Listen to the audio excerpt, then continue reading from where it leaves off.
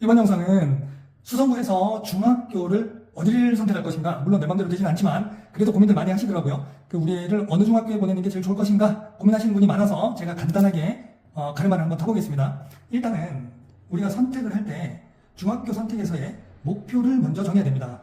자, 그냥 피상적으로 매점이 있다 뭐 이런 걸로 정하면 안 되겠죠. 우리가 중학교에서 얻어야 될 게 무엇이냐, 첫 번째 학습 습관입니다. 제대로 된 학습 습관을 얻을 수 있는 곳, 그 다음에 시간을 관리하는 능력을 기를 수 있는 곳, 그 다음 과목을 관리하는 능력을 기를 수 있는 곳, 그 다음 자신감과 성취감을 얻을 수 있는 곳.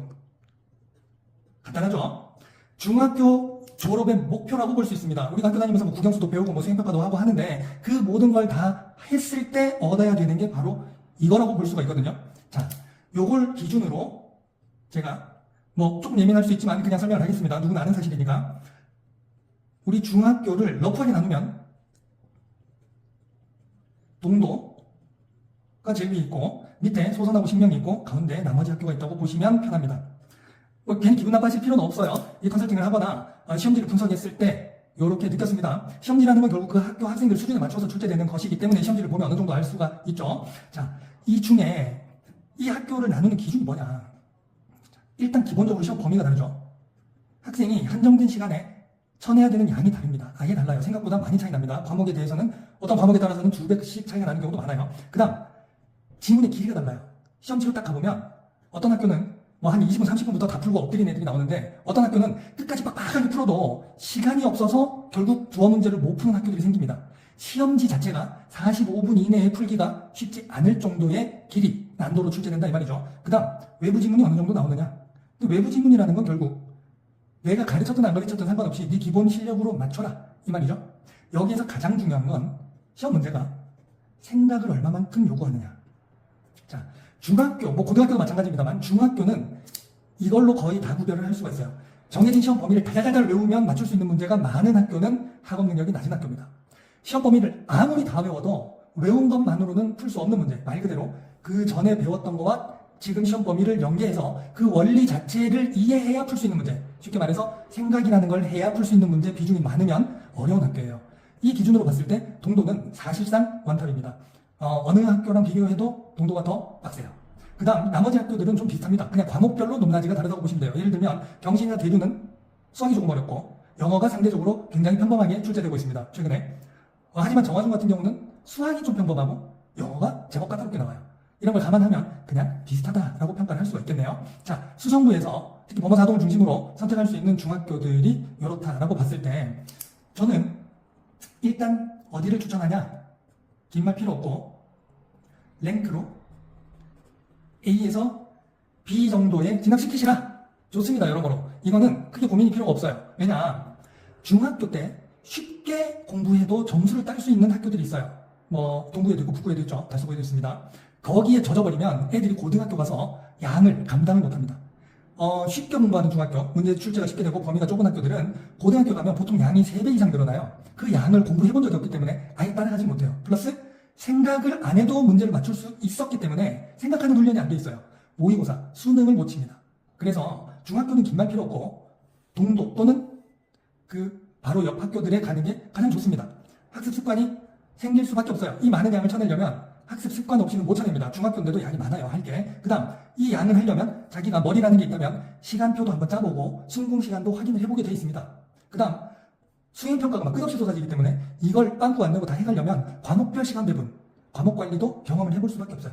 빡센 중학교의 특성이죠. 이걸 해볼 수밖에 없다. 물론 동도에서도 안 하는 애들 있습니다. 저도 아는데 그런 케이스 제외하고 자연스럽게 애들이 분위기에 묻어간다라고 했을 때 이만큼이 생길 수 있다. 그리고 요새 그런 얘기 많이 들어보셨죠? 서울대에 갔는데도 서울대 안에서도 출신 고등학교 잠바를 입고 다닌다. 얘기 들어보셨죠? 과자매 출신 고등학교 이름 써놓는 거 마찬가지예요. 요즘 아이들은 자신의 자신감과 성취감의 원천, 소스를 굉장히 찾고 싶어 합니다.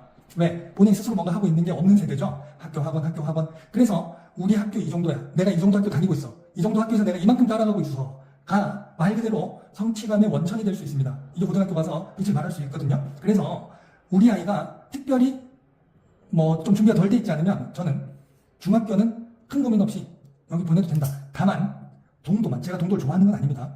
동도는 재능과 준비가 그래도 어느 정도는 필요하다. 만약에 둘 중에 하나만 있다. 재능은 없는데 성실하게 선행을 열심히 해놨다. 또는 선행을 안 했는데 재능이 제법 좋다라고 할 거면, 둘 중에 하나만 있을 거면 많이 있어야 됩니다. 아주 많이 있지 않으면 학교 가서 버티기 쉽지 않아요. 적당한 재능에 적당한 준비, 버티기 쉽지 않아요. 그러니까 재능도 좀 좋아야 되고 준비 상태도 제법 좋아야 동도에 갔을 때 원하는 걸 얻을 수 있습니다. 만약에 평범한 재능과 평범한 준비라면 여기서 선택하시는 게 오히려 학생한테 따라갈 수 있는 시간을 부여한다는 점에서 더 유리할 수 있다는 점 생각을 하시고요. 자, 더 중요한 건 비추죠. 제가 추천하지 않아도 어머님들은 지금 중학교 선택이잖아요. 그럼 초등학생일 거 아닙니까? 초등학교 5, 6학년 어머님들은 우리 애가 다 의대 간다고 생각해요. 다 똑똑한 줄 알기 때문에 아예 이 나머지 학교는 생각도 안 하는 분이 많아요. 근데 제가 비추천하는 분들을 말씀을 드릴게요. 첫 번째, 자존심이 세. 근데 공부를 아직 시작은 안 했어. 준비는 안 돼 있어. 특히 이런 애들은 남학생이 많죠. 이런 아이들 잘못 가면 학업 포기합니다. 본인 자존심은 센데 들어가서 열심히 하려고 했는데 애들이 이미 준비가 된 상태에서 오잖아요. 내가 열심히 했는데도 한 학기 박살나버리면 그 다음 학기부터 자기 자존심을 지키기 위해서 공부를 안 한다고 해요. 열심히 했는데도 성적이 안 나왔다는 걸 못 견디는 거죠. 그래서 차라리 그냥 내가 안 해서 안 나왔는데 나 하면 할 수 있어. 근데 안 하는 것 뿐이야. 이런 쪽으로 삐딱선 타는 경우가 생겨요. 이런 경우는 시간을 좀 벌어주기 위해서 약간 수월한 중학교에 가는 게 더 나을 수 있다. 그 다음, 굉장히 소심한 스타일. 이면서 자존감이 좀 낮아. 이런 경우는 여학생이 많죠. 이런 경우도 동도 또는 빡센 학교에 보냈을 때 아이가 굉장히 움츠러드는 경우가 생깁니다. 100%는 아니에요. 항상 100%라는 건 없죠. 이런 경우를 많이 봤다라는 것입니다. 아이가 소심한데 가뜩이나 자존감이 좀 낮아. 그럼 이 자존감의 원천이라는 게 있어야 되거든요. 그런데 자기가 생각한 것보다 성적이나 등수가 낮게 나온다. 지속적으로. 그러면 그것 때문에 자존감이 더 떨어지고 더 소심해지고 악순환이 생깁니다. 그래서 시험이라든가 학업에 공포증이 생겨버려요. 이런 아이들은 조금 여유를 줄 수 있는 학교에 지나가는 게 좋겠다. 마지막으로 선행이 하나도 안 돼 있다. 아예 하나도 안 했다. 그러면 엔간하면 중학교 때는 쉬운 학교를 보내주시라. 왜? 중학교 빡센 데 보내면 학업을 따라가면서 선행을 해야 되는데 시간을 쪼개서 써야 되거든요. 그러면 선행했을 시간이 없어요. 고등 선행이 더 중요하단 말이죠. 근데 고등 선행을 할 시간이 확보가 안 돼요. 그러면 중학교는 어떻게 버틸 수 있지만 대입이 힘들어집니다. 중학교 때는 중학교 공부도 중요하지만 결국은 이걸 기반으로 대입을 준비해야 되는 시기거든요. 제가 올린 영상 고등학교 선택을 보면 알 수 있습니다. 선행이 굉장히 중요한 요소예요. 근데 선행할 시간도 없을 정도로 빡센 학교를 보냈다. 그럼 이 학생 계속 선행이 없이 가겠죠. 결국 입시가 힘들어진다. 무슨 말인지 이해되시죠? 자, 그래서 중학교는 요 학교에서 성과를 얻어가야 됩니다. 이 성과가 뭐냐? 첫 번째, 스탠다드 자체가 높아집니다. 이게 무슨 말이냐? 아이들은 생각보다 시야가 좁아요. 살아온 인생이 얼마 안 되기 때문에 자기 주변이 세상이 전부인 줄 알거든요. 주변 애들이 학원을 기본으로 4-5개씩 다니고 기본적으로 12시까지 공부하고 주말에도 공부하는 애들이 두글두글하다. 그러면 자기도 그 정도 하는 게 가능하다고 생각합니다. 그게 표준이라고 생각해요. 그러면 잔소리할 일이 줄어들죠. 그런데 학원을 거의 안 다니는 동네, 이런 동네는 학원 한두 개 보내려고 해도 애랑 맨날 싸워야 돼요. 무슨 말인지 이해되시죠? 스탠다드가 높아진다는 점. 그 다음, 이거는 제가 자주 하는 표현인데 저글링 능력이 좋아집니다. 저글링 아시죠? 공 던져서 안 떨어뜨리고 받는. 이 저글링이 바로 쏟아지는 수행평가와 계속 나오는 쪽지시험, 중간고사 시험 대비하는 여러 과목을 하나도 놓치지 않고 계속 관리해서 내 손 위에 가지고 노는 능력을 말합니다. 결국은 아까 말씀드렸던 시간 관리, 과목 관리 능력을 얘기하는 거죠. 이게 안 되는 아이들은 애초에 아까 말씀드린 대로 이 학교에 가면 안 돼요. 그러면 자신감만 줄어들게 됩니다. 이걸 가지고 고등학교를 가면 어떻게 되냐? 고등학교 생활 자체가 쉬워져요. 왜? 이 생활이 바로 고등학교 생활이거든요. 다른 아이들은 고등학교 와서 처음 접하거나 고등학교 와서 너무나 레벨이 달라진 수고로움을 겪게 되는데 요 학교 다니는 아이들은 중학교 때 이미 실컷 했기 때문에 고등학교 가면 자연스럽게 하는 거예요. 심지어는 고등학교 와서 중학교 때보다 더 쉽다, 더 널널하다 라고 얘기하는 동도 출신도 여러 명 봤습니다. 고등학교가 더 중요하죠. 실질적으로 대입이 직결되니까 중학교는 고등학교 가서 버틸 수 있는 체력을 기르는 게 핵심입니다. 이게 다 그 말이거든요.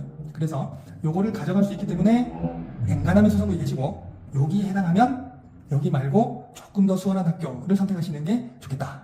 자, 중학교 선택은 생각보다 기준이 쉽기 때문에 여기서 그만 끝내도록 하겠습니다.